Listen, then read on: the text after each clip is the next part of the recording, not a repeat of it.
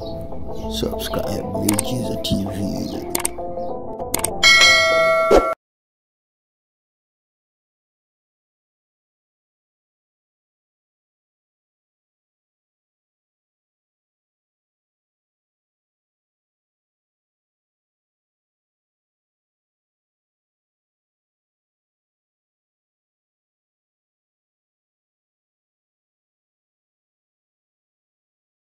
Neema yako tunaialika mahali hapa Bwana, majeshi ukazidi kuonekana tena.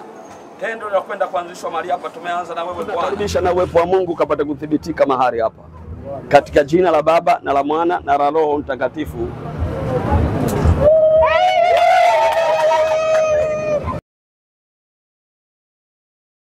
Kwa hivyo ili kufanikiwa kwake happiness mahali hapa lazima aanze na Mungu. Na ndio maana tunakwenda kufungua marango mahali hapa ya mchana na usiku. Kwa hivyo kuwe na watu wa giza walikuwa wamekamata anga la mahali hapa, tunakwenda kutamka nguvu ya kwenda kufungua ili anga likapate majibu mbele za Bwana. Iwe kwenye ardhi kuna chochote kile kwa kimekamatwa, ni wakati wa kwenda kufungulia hii malango. Baba nakushukuru. Umesema pembe zote ndizo zinazotumika kwenye ulimwengu wa roho Bwana, thibitika juu ya mjoli wako Bwana. Yatakayotendeka mahali hapa kupata kibali mbele zako Mfalme. Sante kwa ushindi na utukufu wako tena Bwana majeshi. Baba ninakushukuru kwa kuwa ardhi na masikio inasikia. Na anga najua Bwana ninasikia linalotendeka mahali hapa. Asante kwa kuwa uweza wako na kwenda kuthibitika Mfalme. Kusanyiko lilokusanyika Bwana ni kwa ajili ya utukufu wako. Yanayotendeka leo Bwana yakabebe shangwe ya udhihirisho. Baba asante kwa kuwa yote yaliyofanyika Bwana amepata kibali mahali hapa. Ninakushukuru kwa sababu Mungu umesema na mikono ya yule anayetumika ikainuliwe. Nami nainua mikono hii. Takachokamatwa mahali hapa Bwana kikapata kibali. Ninakushukuru kwa kuwa Mungu amekubali kuanza na wewe. Mungu mvuvie uzima, akazidi kuona mvua ya baraka ikinyesha mahali hapa. Ninakushukuru Bwana na kukutukuza Mfalme katika jina la Yesu Kristo. Nimeomba na kuamini Jehova. Amen. Kama kuna vigeregere tunaweza tukapata kidogo. Bwana Yesu asifiwe. Amen. Hongera sana kwa huduma. Tunamshukuru Mungu ni mwema. Unadhani pengine labda kuanza kufungua ofisi yoyote ama biashara kwa kumtanguliza Mungu, lipi hasa ni lengo kwa wafanya biashara, lakini pia kutoa rai kwa wale wengine ambao wanafanya biashara pasipo kutanguliza Mwenyezi Mungu? Amen.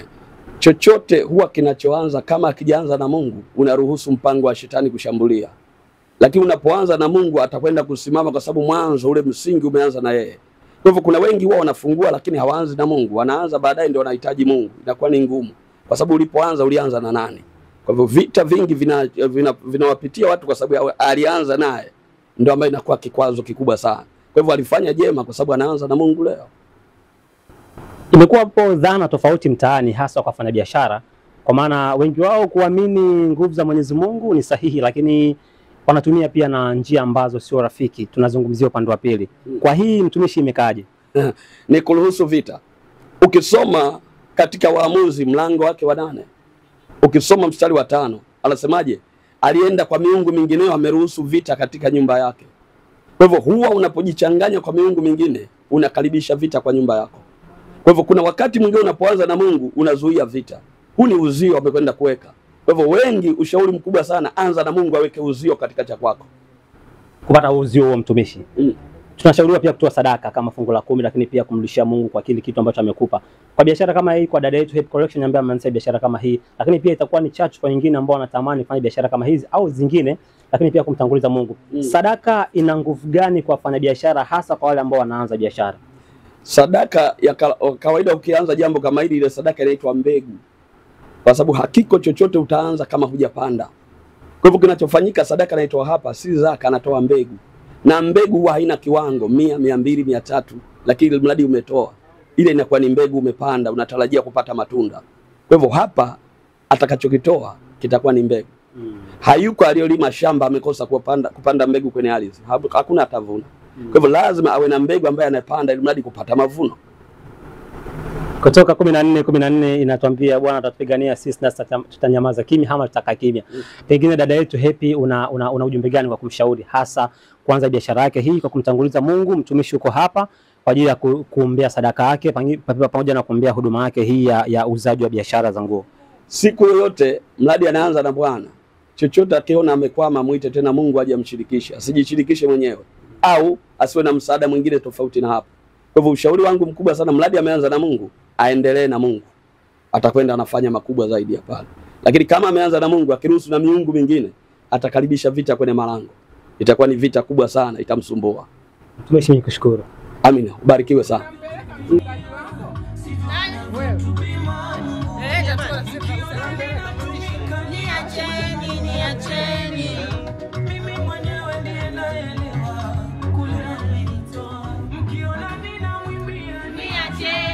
Kama tumeanza kufungua biashara yetu kwa kumtanguliza Mungu, pengine labda una ujumbe gani kwa binti yetu ambaye leo hii amefungua biashara yake, lakini pia ameona thamani ya uwepo wa Mungu wake akaamua kumleta mtumishi, na leo hii waandishi tumefika hapa, mama huko hapa, hii ni furaha kiasi gani? Kwa kweli nimefurahi, ila kuna jambo tu moja nataka nimshauri binti yangu. Kufanya biashara ni kuzuri na kuna faida, lakini ujue nini maana ya biashara. Nini maana ya biashara? Biashara ukiifanya ukamshirikisha Mungu, lazima hiyo biashara imtumikie Mungu pia. Ile 1/10 anayoipata katika biashara yake, basi asiibe. Asipoipeleka madhabahuni na maana kaiba. Na shetani kumpiga hataogopa. Mimi ninachomshauri binti yangu, biashara anapoanza ajue biashara lazima awe na mafungu 3 hadi 4 katika pesa zake. Fungu la kwanza ni mtaji. Fungu la pili ni faida. Katika ile faida basi aigawe mafungu 2 au 3. Fungu la kwanza litaingia kwenye mtaji ili kukuza mtaji wake. Fungu la kwenye ile faida aligawe mara 2. Fungu la kwanza liingie kwenye mtaji. Kama alikuwa na shilingi 100,000 iwe 1,500,000. Inayobaki ile faida aigawe mara 2. Aweke hakiba na ile inayobaki kwa ajili ya matumizi yake. Asiguse mtaji wake hata iweje. Na ile pesa anayoitunza mbali na ile faida asihesabu ni ya kwake. Hiyo ni pesa ambayo ataisahau. Anapokuwa amefikia mahali amekwama, basi ile pesa itamnyanyua. Lakini asiichukue kwa sababu ni pesa yake. Achukue kama ameikopa, na mwisho wa siku ahakisha anairudisha pale ili mtaji wake uendelee kusonga mbele na biashara yake iendelee kukua bila kutegemea madeni. Mama, umeongea vitu vingi, lakini pia hata kwa wale watazamaji wetu nadhani wamepata elimu kubwa. Kwa kumalizia, swali la mwisho, kumekuwa na ups and down kwenye biashara, kwa maana kwamba kupanda na kushuka. Huyu ni mtoto wa kike anaanza biashara hii ya mavazi. Pengine una neno gani la kuweza kumtia moyo? Lakini pia sio yeye tu, kupitia wewe kuna mabinti wengi mtaani ambao watatazama video hii. Una neno gani la kuweza kuwatia moyo watoto wa kike hasa ambao wanapambana kwa ajili ya familia zao na watu ambao wanazunguka? Mimi ninachowatia moyo vijana wote wa kwangu na wa wengine pia, hata nyinyi pia, usiogope kuthubutu. Maadamu unamshirikisha Mungu, usiogope chochote.